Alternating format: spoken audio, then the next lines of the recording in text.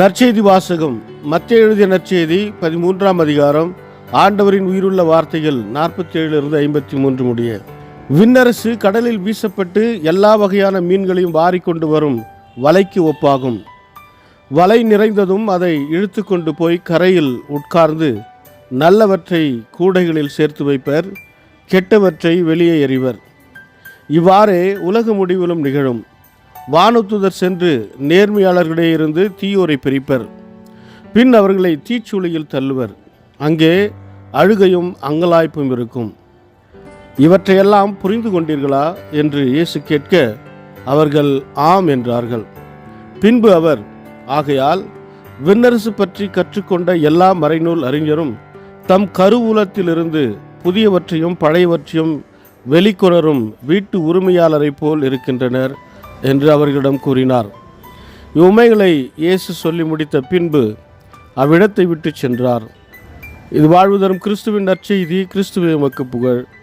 ಮತ್ತಾಯ ಅಧ್ಯಾಯ 13 ವಚನ 47-53 ಪರಲೋಕ ರಾಜ್ಯವು ಸರೋವರದೊಳಗೆ ಬೀಸಿದ ಬಲೆಯಂತಿದೆ.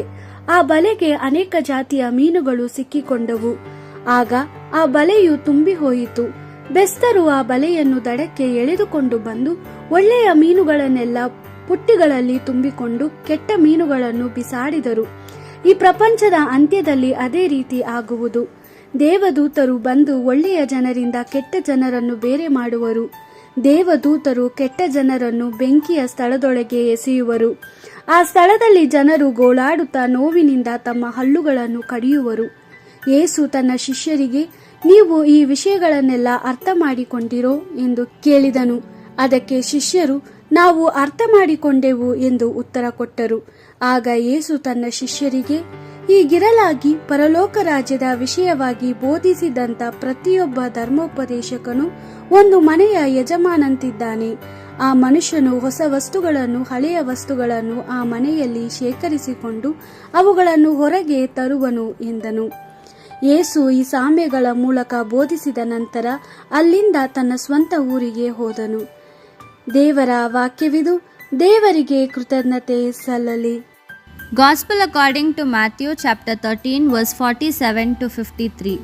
Again the kingdom of heaven is like a big fishing net let down into the sea, in which every kind of fish has been caught. When the net is full, it is dragged ashore. Then they sit down and gather the good fish in baskets, but throw the worthless ones away. That is how it will be at the end of time. The angels will go out to separate the wicked from the just, and throw them into the blazing furnace, where there will be weeping and gnashing of teeth. Jesus asked, "Have you understood all these things?" Yes, they answered. So he said to them, "Well, therefore every teacher of the law who becomes a disciple of the kingdom is like a householder who takes out from his storeroom things both new and old."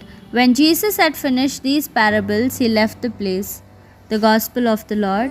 Praise to you, Lord Jesus Christ.